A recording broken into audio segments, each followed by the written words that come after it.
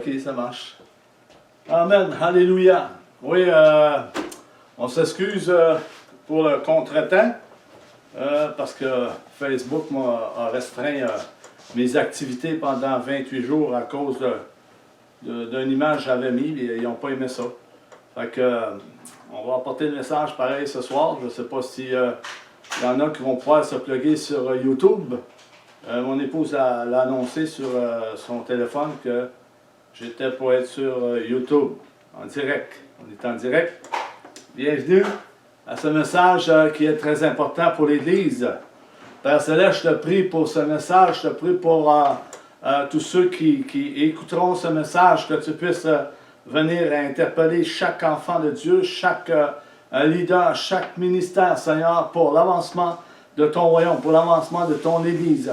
Et que ta bénédiction soit au milieu de ton Église, au milieu de cette nation. Que tu puisses parler au gouvernement, que tu puisses parler au ministère, à chaque ville, dans le nom puissant de Jésus-Christ, pour montrer qui tu es vraiment et donner des instructions à l'Église avant toute chose. Amen et Amen. Alors, le Seigneur a mis ce message sur mon cœur. Tribulation et persécution pour le disciple. Vous savez, on vit dans des temps difficiles, on vit dans des moments incertains, comme plusieurs se posent beaucoup de questions, les médias sont incertains sur beaucoup de choses. 2023, il va falloir être sur nos gardes, être vigilants et être éveillés. Alors, Paul va dire dans les Actes des Apôtres, c'est par beaucoup de tribulations que le disciple doit entrer dans le royaume de Dieu. C'est par beaucoup de tribulations que l'enfant de Dieu va entrer dans le royaume de Dieu. Venez avec moi dans Actes des Apôtres 14, 21, 23. Ça nous dit ceci. Après avoir évangélisé cette ville, et fait un certain nombre de disciples, ils retournèrent à Lystre, à Icône et à Antioche. 22. Ils fortifiaient l'esprit des disciples, les encourageaient à persévérer dans la foi et disaient, c'est à travers beaucoup de difficultés, c'est à travers de beaucoup de tribulations qu'il nous faut entrer dans le royaume de Dieu. Vous savez, on ne rentrera pas dans le royaume de Dieu facilement, comme plusieurs le croient, comme plusieurs pensent qu'on va rentrer dans le royaume facilement, sans avoir des tribulations, sans avoir des persécutions, sans avoir de l'opposition venant de l'extérieur, même venant de l'intérieur. Bien souvent, ça vient de l'intérieur. L'adversité est là. Alors, qu'on ne puisse pas s'imaginer qu'on va rentrer facilement dans le royaume. L'apôtre Paul nous le dit présentement. 23. Ils désignèrent des anciens dans chaque église et après avoir prié et jeûné, ils les confièrent au Seigneur en qui ils avaient cru. Paul a eu beaucoup d'opposition dans son ministère, on le sait, frères et sœurs. Il l'a eu à Icône, dans la ville d'Icône, par la prédication. Il l'a eu dans la ville de Lystre. Il l'a eu aussi à Antioche. Paul a évangélisé ces trois villes en apportant le salut, en parlant de la crucifixion de Christ et de la résurrection de Christ, et avec beaucoup de tribulations, et beaucoup de persécutions, d'opposition. L'Église doit commencer à prendre au sérieux la parole de Dieu, ce qu'elle dit, la parole de Dieu. Nous savons que il y a un relâchement, beaucoup de relâchement au milieu de l'Église. Un instant, je reviens.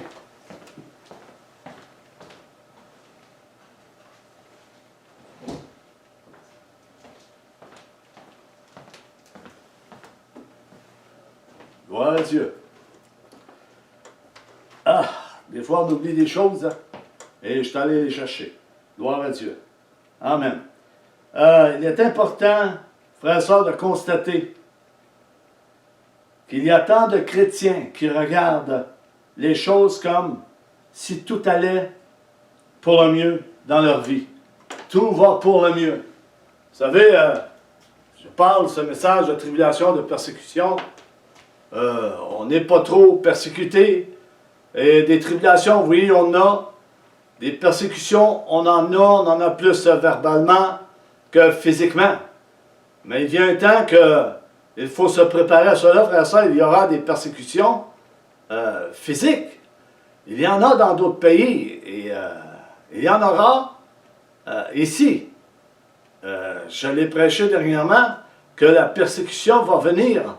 Et ceux qui ne sont pas prêts, ben, ils vont être séduits par toutes sortes de choses. Ils vont être entraînés par ce monde d'impies dans toutes sortes d'activités, toutes sortes de choses, en dehors de l'Évangile. Et ils sont confortables. Là-dedans, plusieurs sont confortables. Et c'est pour ça que l'Esprit de Dieu nous rappelle ces choses, pour nous mettre en éveil. On doit être vigilants, frères et sœurs. Plusieurs de ces chrétiens, et même, je pourrais dire certains dirigeants d'assemblée, ne se soucient très peu de ce que dit vraiment la parole de Dieu. Ils ne se soucient très peu de ce que dit la parole de Dieu. Ils sautent des versets. Ils disent qu'il faut être dans le contexte. Oui, ils sont dans le contexte, mais ils sautent beaucoup de virgules, de versets pour séduire, pour ne pas apporter réellement la vérité, pour qu'enfin que les enfants de Dieu puissent grandir en maturité. Et cela est dommage quand on voit toutes ces choses-là. Il faut prendre position, frères et sœurs, pour ceux qui le savent. Beaucoup d'entre eux vivent dans l'insouciance à l'endroit des vérités bibliques. Laissez-moi vous dire qu'il y a des centaines et des centaines de personnes qui sont dans les assemblées et ne croient plus à cet évangile qui nous avait été prêché, que nous prêchons, que plusieurs prêchent. Je pourrais parler de Paul Washer, je pourrais parler de John McCartney, je pourrais parler d'autres prédicateurs qui prêchent la vérité. Et ça ne plaît pas à tous et chacun. Ils ont pensé à un autre évangile. Un autre évangile, comme l'apôtre Paul le déclare dans ses épîtres, frères et sœurs. Ils croient plutôt à ce qu'ils veulent entendre. Ce passage, revient constamment dans certains messages. Plusieurs prédicateurs vont le ramener pour essayer de réveiller les enfants de Dieu, de réveiller les chrétiens qui sont là, qui entendent les messages de certains prédicateurs. Et il y a un danger d'écouter des faux prédicateurs qui coupent des choses dans la parole de Dieu, de perdre, je ne sais pas, des membres de l'Église, ou de perdre leur salaire, ou de perdre, peu importe. Mais je l'ai déjà dit dans une prédication, s'ils n'apportent pas la vérité selon l'Évangile, selon les instructions de Jésus, ils sont déjà perdants. Même si nous voyons des églises grandir, cela ne veut rien dire, même si les églises sont pleines. Là. Ça ne veut rien dire, ça. Alléluia. Dieu regarde au cœur. Dieu regarde au cœur. Comme Paul dit dans 2 Timothée 4, versets 3 à 4. On va le lire ensemble. C'est très important qu'on le regarde ensemble et qu'on le lise ensemble, même si plusieurs disent on sait ce qui est écrit dans 2 Timothée 4. On sait que ce qui est écrit, Marc-André, dans 2 Timothée 4. Tu n'as pas besoin de nous le dire. On le lit, on le regarde, mais on le lit, on le regarde. Vous savez que j'ai reçu cette semaine dans mon esprit, dans mon cœur, que le Saint-Esprit m'a dit, il y en a plusieurs qui disent, mais ils ne font pas. Ces paroles viennent de Jésus lui-même. Plusieurs disent et ne font pas ce que Jésus a enseigné et que les apôtres ont enseigné. Alors, on va lire 2 Timothée 4, verset 3-4. Il dit, car il viendra un temps, il viendra un jour, un moment, où les hommes ne supporteront plus la saine doctrine. Ils vont plus supporter le vrai enseignement, le vrai évangile, la vraie doctrine. Ils pourront pas, ils sont plus capables de supporter ça. La vraie doctrine. Mais ayant la démangeaison d'entendre des choses agréables, ils se donneront une foule de docteurs selon leur propre désir. Qui veut dire, ils vont se choisir des prédicateurs qui vont enseigner, qui vont prêcher des choses que les gens vont aimer. Que les gens vont aimer. Le prédicateur va apporter des choses que les gens vont aimer. Il va faire des farces, il va faire des blagues, il va faire des jokes, il va faire tout ça. Ce que le monde fait. Fait que les gens vont se choisir de tels prédicateurs ils vont relaxer, ils sont bien assis, ils n'ont pas de persécution, ils ne vivent pas de tribulation, ils vivent comme les gens à l'extérieur, sont insouciants, ils disent connaître Jésus, ils font partie de la louange et de l'adoration, il n'y a rien qui sort de leur bouche, il n'y a pas d'acclamation vers Dieu, il n'honore pas Dieu, la louange est raccourcie au maximum, beaucoup de choses se fait, c'est très réduit. Et il se change des prédicateurs qui vont flatter les oreilles également. C'est ce que dit le 4e verset. Détourneront l'oreille de la vérité. Ils se tourneront vers les fables. Ils vont se tourner vers des histoires, tout inventées d'avance. Des messages erronés, des messages fabriqués d'avance pour séduire les enfants de Dieu, pour les amener dans des temps paisibles, des temps qui vont relaxer. Il n'y a rien qui dérange. Et c'est malheureux de voir ça. C'est une réalité, c'est là au milieu de l'Église. Nous devons être prudents et éveillés, frères et sœurs. Le Seigneur voit ce relâchement spirituel au milieu de beaucoup d'assemblées, au milieu de l'Église, au milieu de beaucoup d'assemblées ici au Québec. Il y a un relâchement spirituel. Oui, il y a des églises, c'est plein, des activités, des programmes, etc. Tout est beau, tout est correct. Mais il y a un relâchement, c'est physique, c'est charnel. Beaucoup d'activités charnelles, beaucoup de préparation charnelle sans consulter Dieu, sans se donner à Dieu. Un relâchement spirituel au milieu de beaucoup d'assemblées. Un relâchement spirituel dans l'obéissance, dans l'engagement de la foi, de l'amour, de la soumission à la parole de Dieu. Un relâchement de la crainte de Dieu n'est plus au milieu de plusieurs assemblées.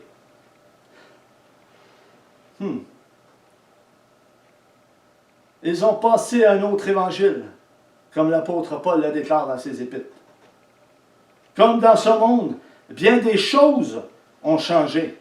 Et cela a affecté et influencé l'Église à aller vers cette direction. Plusieurs ont changé l'Évangile pour se faire du bien.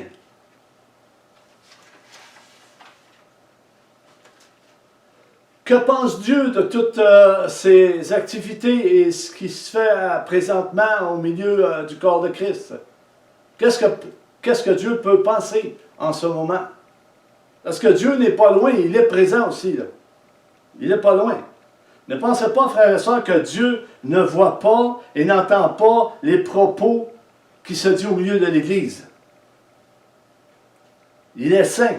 Il est le roi des rois, le Seigneur des seigneurs. Il est un Dieu redoutable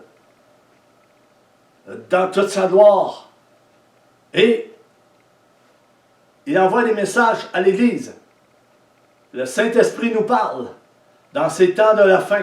Et plusieurs ne prennent pas garde à ces paroles. Ils ne veulent plus entendre, comme on vient de dire, la sainte doctrine de Jésus.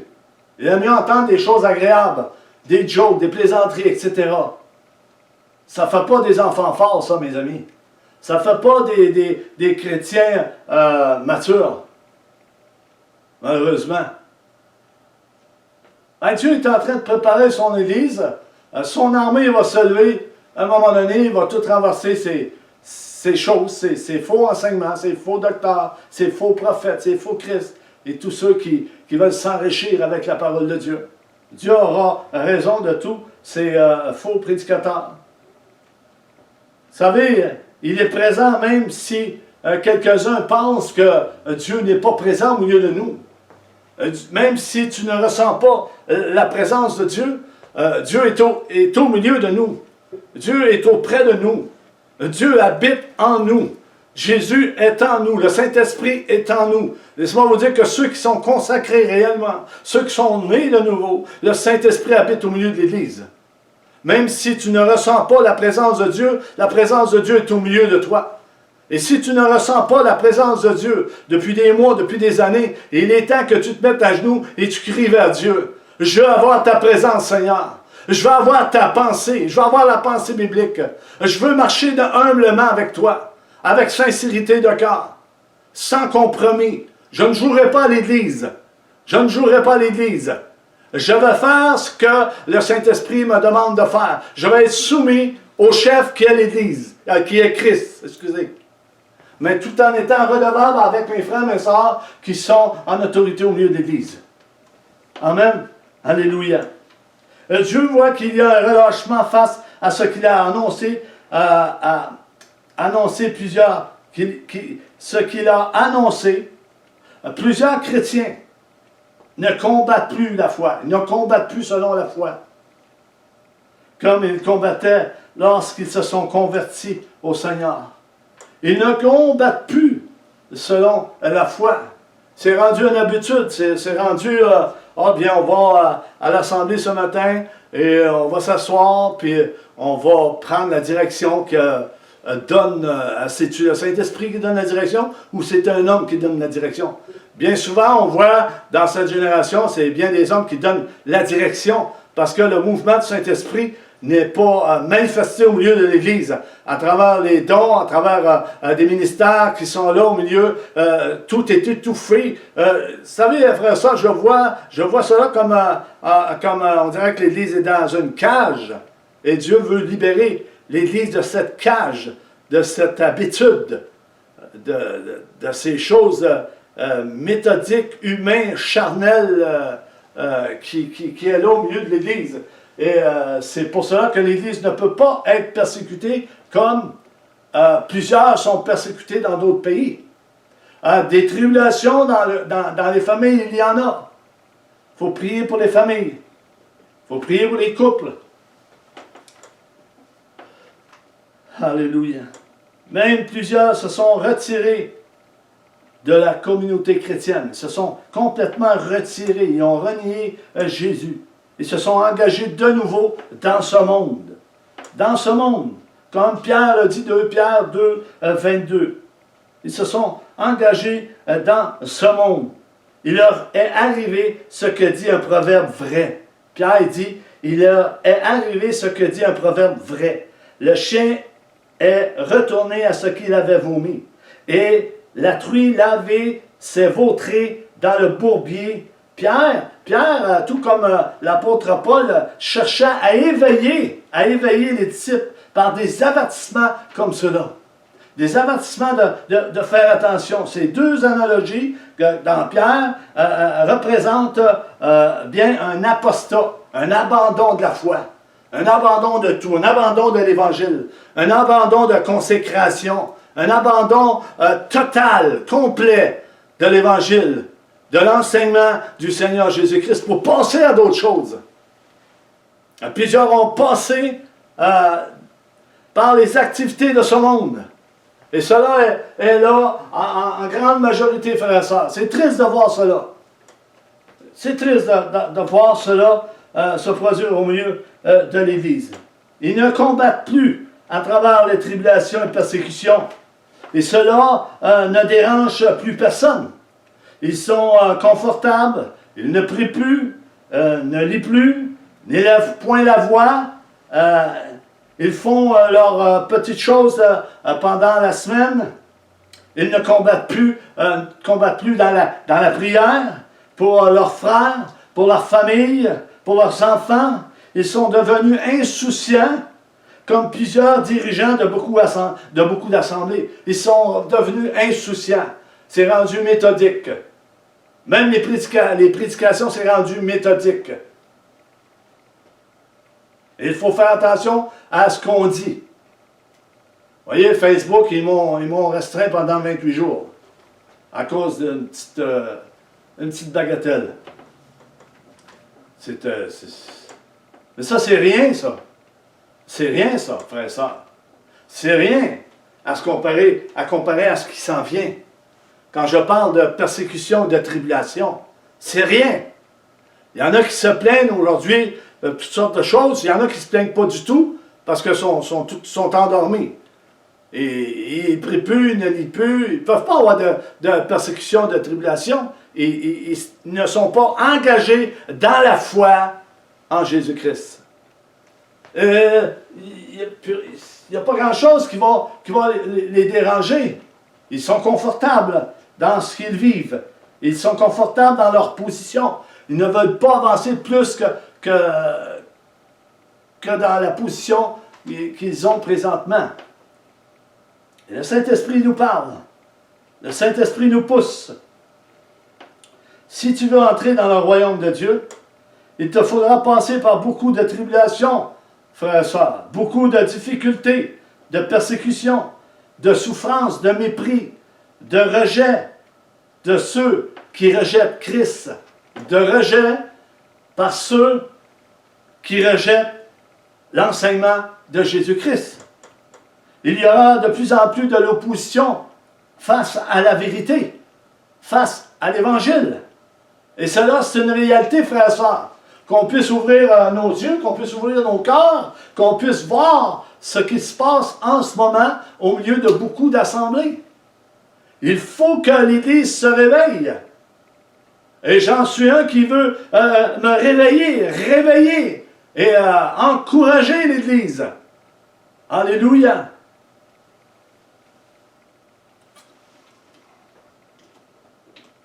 Alléluia.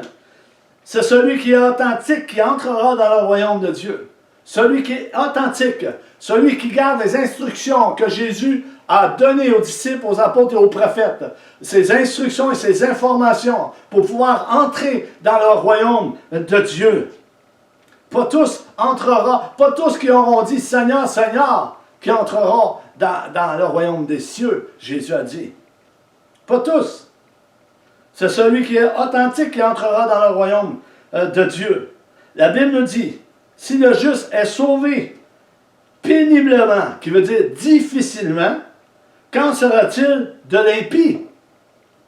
C'est une bonne réflexion, c'est une bonne chose qu'on devrait regarder très sérieusement, frères et sœurs. Je vais le répéter. La Bible nous dit, si le juste est sauvé péniblement, difficilement, qu'en sera-t-il de l'impie?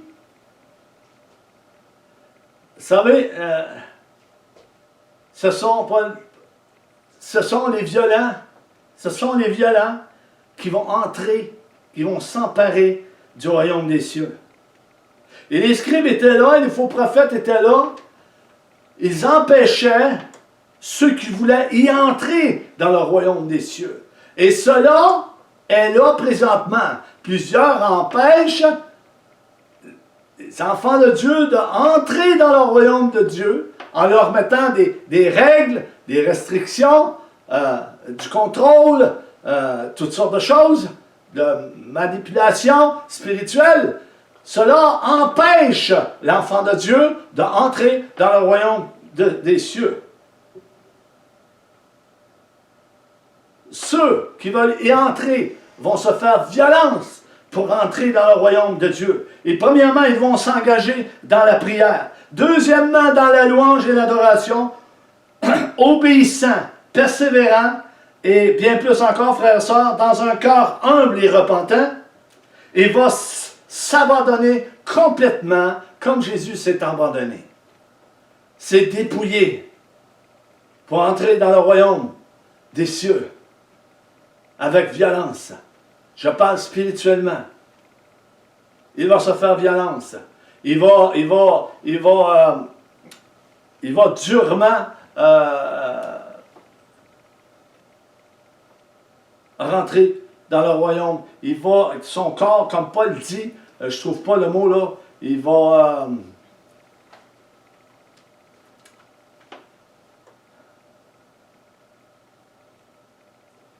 pas s'affliger, mais il va...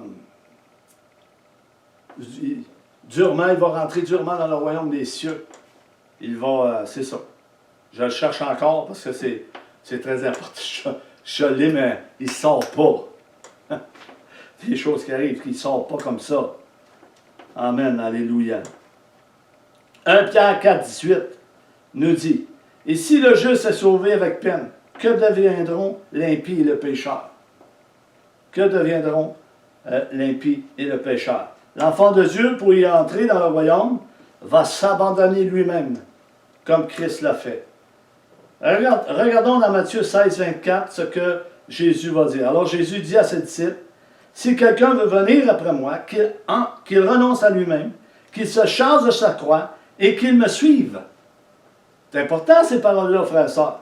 Qu'est-ce que nous voyons aujourd'hui?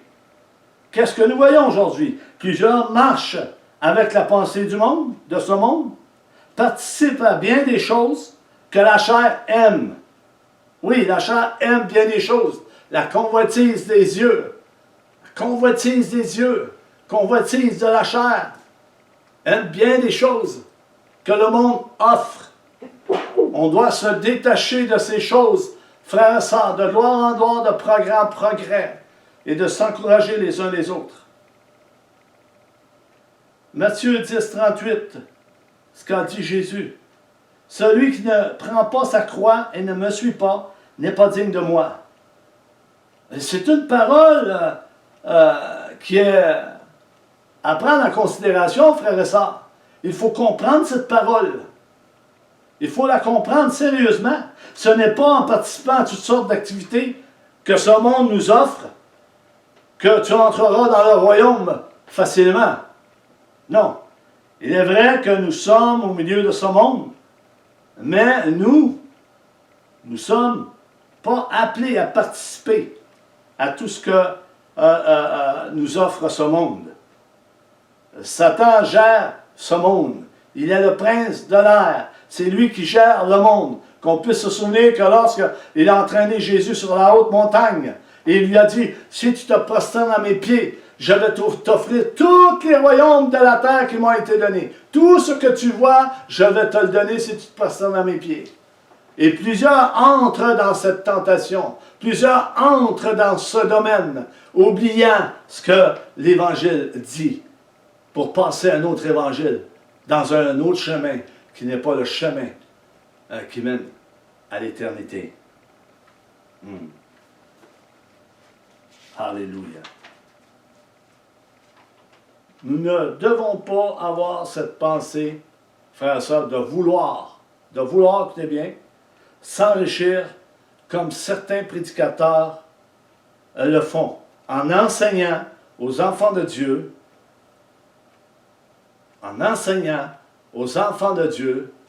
des messages erronés, des messages de prospérité, tout en gardant l'amour de ce monde actif dans leur assemblée.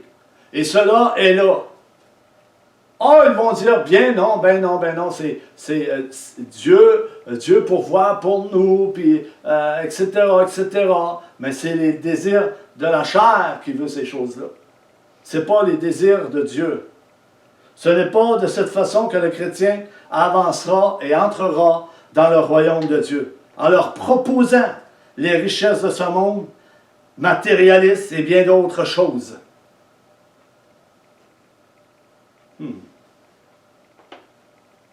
Nous, le peuple de Dieu, frères et sœurs, est appelé à se sanctifier, à tous les jours, à se repentir tous les jours, à prier en évoquant le Seigneur de tout notre cœur, en lui donnant toute la gloire.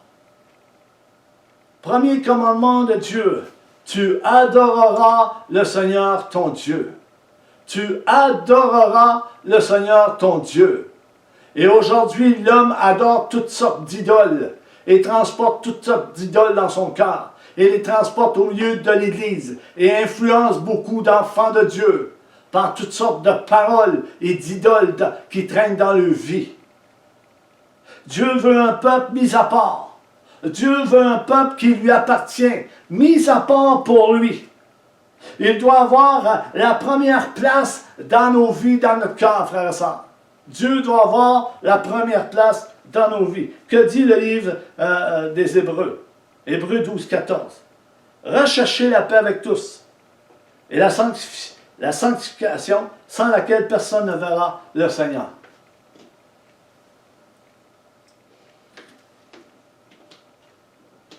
Dieu veut qu'on se consacre entièrement à lui. Porter notre croix comme Jésus l'a porté. Frères et sœurs, et les anciens de l'Église, sachez ceci. Sachez ceci. Je dis cela car plusieurs n'y marchent pas, ne portent pas leur croix, ne sont pas engagés, comme l'Évangile nous le montre. Resserrez et étroit le chemin qui mène à la vie éternelle. Jésus a dit, il n'y en a peu qui le trouvent. Et si Jésus a dit qu'il y en a peu qui le trouvent, il y en a peu qui le trouvent. On sait tous que l'Évangile nous dit, la parole de Dieu nous dit que beaucoup sont appelés à entrer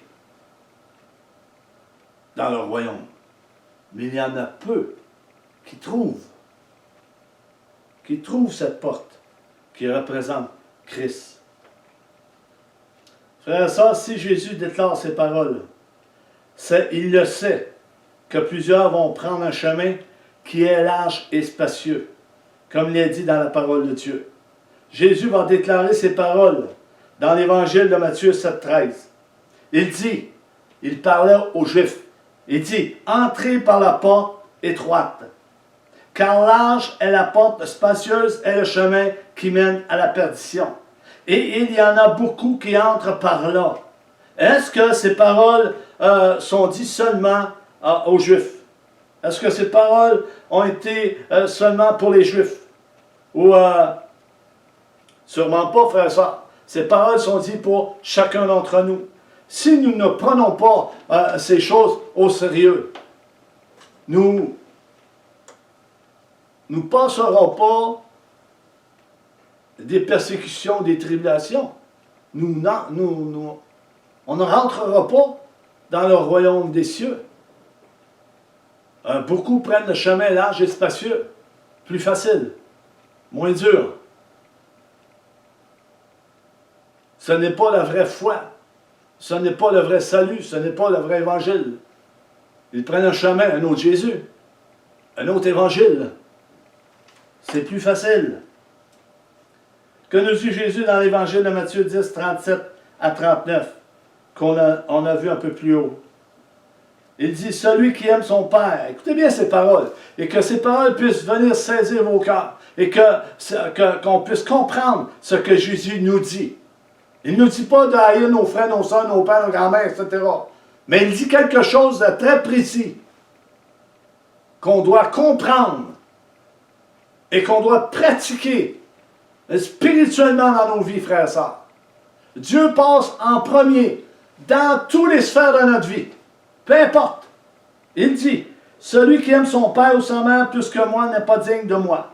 Et celui qui aime son fils ou sa fille plus que moi n'est pas digne de moi. 38. Celui qui ne prend pas sa croix et ne me suit pas n'est pas digne de moi. Si je ne prends pas les instructions, les informations que Jésus a données aux apôtres, aux disciples, aux prophètes, je ne suis pas digne de le suivre. Si j'abandonne rien, si je garde mes choses, si je ne suis pas né de nouveau, si je ne suis pas régénéré dans les lieux célestes, si je fais à ma tête, si je suis rebelle, je ne suis pas digne.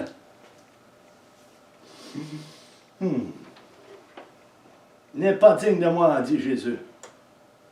39. Celui qui conservera sa vie la perdra. Celui qui voudra garder sa vie comme d'habitude, là. Il dit croire en Jésus, mais il mène la vie qu'il menait auparavant. Mais il dit croire en Jésus.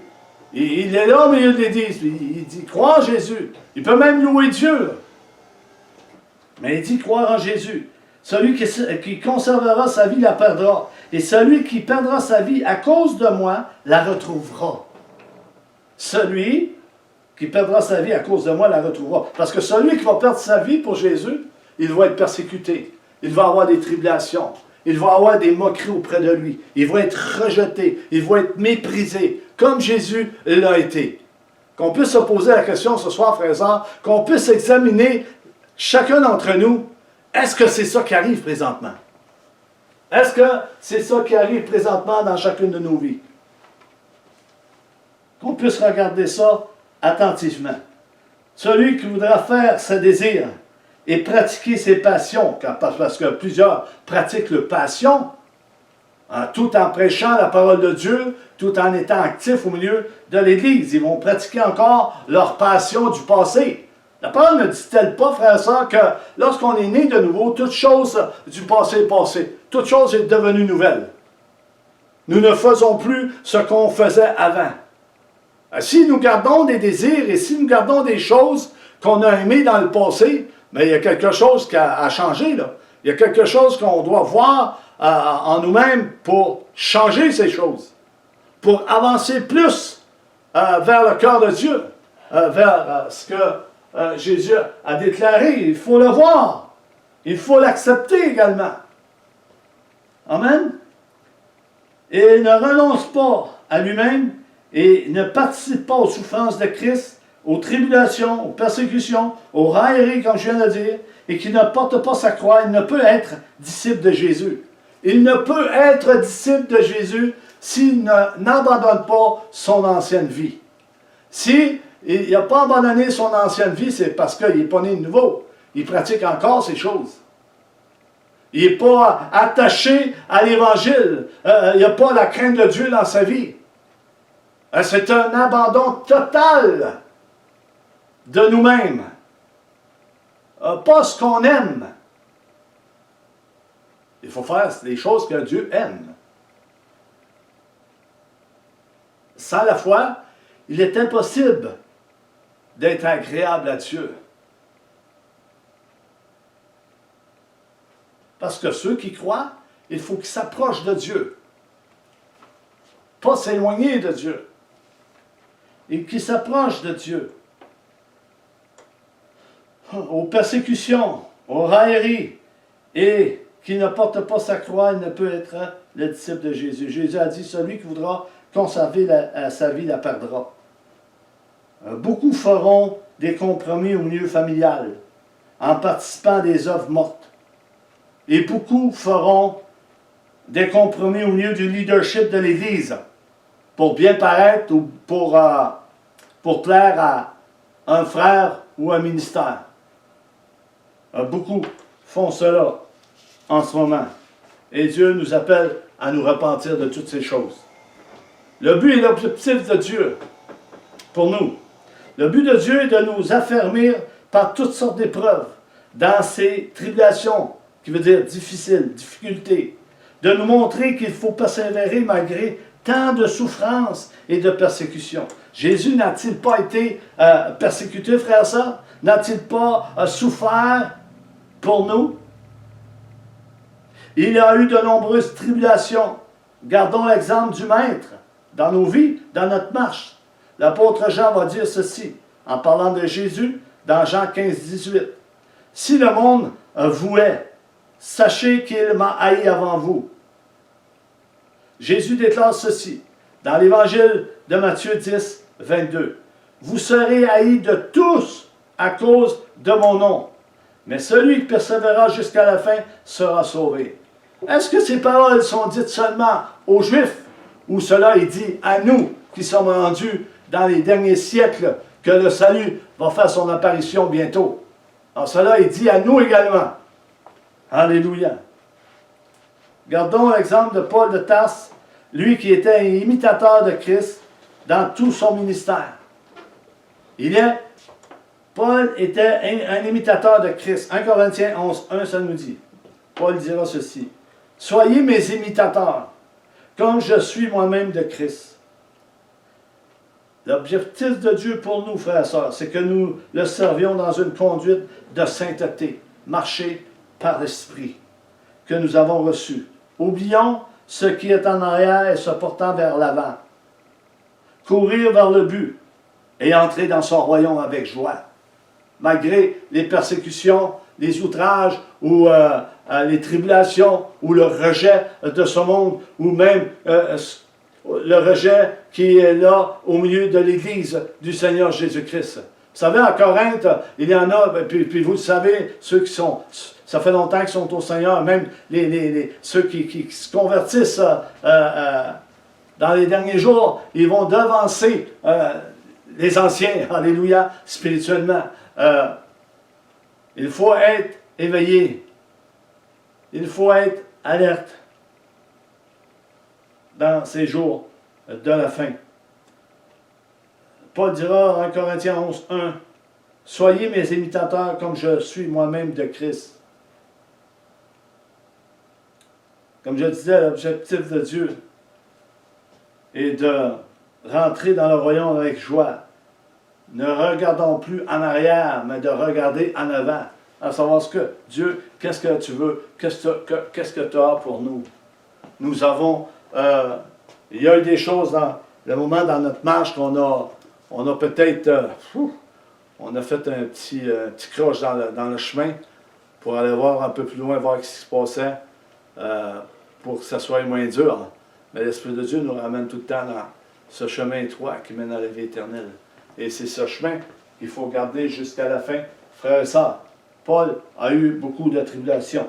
Le chrétien doit prendre les armes de la parole de Dieu s'il veut être victorieux, combattre le bon combat de la foi.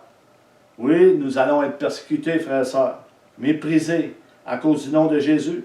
Nous allons passer beaucoup de tribulations et de souffrances. C'est la destinée de l'enfant de Dieu, si tu veux porter sa croix. Si tu veux porter ta croix, c'est la destinée de l'enfant de Dieu d'être persécuté pour le nom de Jésus, avoir des tribulations, d'être rejeté, ridiculisé. C'est la destinée d'un enfant de Dieu. Et si vous avez appris d'autres choses, mais revenez dans ce message qui vous est dit aujourd'hui. La destinée d'un enfant de Dieu, c'est la souffrance, la persécution, la tribulation, mais dans toutes ces choses, nous devons être heureux et victorieux, frères et sœurs. Parce que ça nous prouve qu'on est dans la bonne voie. Celui qui marche et qui arrive jamais rien, qui est toujours heureux, c'est le bonheur total, il n'y a pas de persécution, il n'y a pas de tribulation, mais il devrait se poser des questions. Je ne crois pas qu'il est dans la bonne direction. Parce que la parole nous montre. Les disciples ont été persécutés. L'apôtre Paul a eu des embûches. Il y a eu de l'opposition. Jésus se sont opposés à son ministère. Qu'on puisse avoir cette réflexion et réfléchir à notre marche en ce moment. Mais écoutons bien, frères et sœurs, il ne faut pas marcher dans l'indifférence. Parce que plusieurs marchent dans l'indifférence. Ils marchent dans l'insouciance, en se disant que Dieu va tout faire pour nous. Non, Dieu ne fera pas tout pour nous, frères et sœurs. Non. Oh là là, non, il ne fera pas tout pour nous. Nous avons à faire des choses que Dieu a préparées d'avance. Et on doit discerner ce que Dieu veut que l'on fasse, veut que l'on dise, veut où il nous envoie. Il faut discerner ces choses. Il faut se consacrer davantage au Seigneur. Nous devons travailler pour notre salut. C'est écrit dans la parole de Dieu. Dieu ne fera pas tout pour nous. Où il a dit qu'il sera avec nous, il a dit oui, qu'il sera avec nous jusqu'à la fin du monde, mais nous devons combattre le bon combat de la foi et prendre nos armes. Une arme offensive, une arme défensive. Nous devons nous défendre avec douceur. Pour ceux qui veulent avoir raison, il faut leur apporter l'évangile du salut pour qu'enfin qu'ils soient sauvés, eux également, que le Saint-Esprit puisse les toucher pour les amener à sa merveilleuse lumière. Et le Dieu de paix sera avec nous, frères et sœurs. Alléluia. Je termine. Philippiens 2, 12, 13, ça nous dit, « Ainsi, bien-aimés, comme vous avez toujours obéi, travaillez à votre salut avec crainte et tremblement, non seulement comme à ma présence, mais bien plus encore maintenant que je suis absent. Vous savez, on peut dire que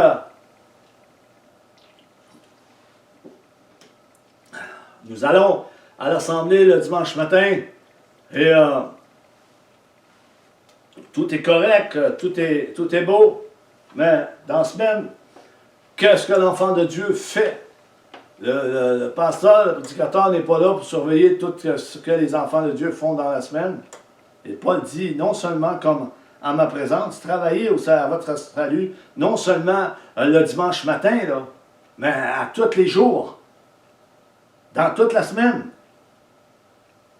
Même si vous n'êtes pas à l'Assemblée le dimanche, travaillez. Il ne faut pas arrêter. Il ne faut pas prendre seulement le dimanche matin, puis non, ça ne fait pas des enfants forts, ça ne fait pas des disciples matures, ça. 13, car c'est Dieu qui produit en vous le vouloir et le faire selon son bon plaisir. Je termine. Je vais continuer la semaine prochaine, la deuxième partie. Je ne serai pas sur Facebook, comme je vous dis, parce que Facebook, on restreint mon compte pendant 28 jours. Fait que je vais être sur YouTube, ceux qui veulent me suivre. Après ça, je reviendrai sur, comme à l'habitude. Je vous aime et je vous dis salut et à la semaine prochaine. Soyez bénis.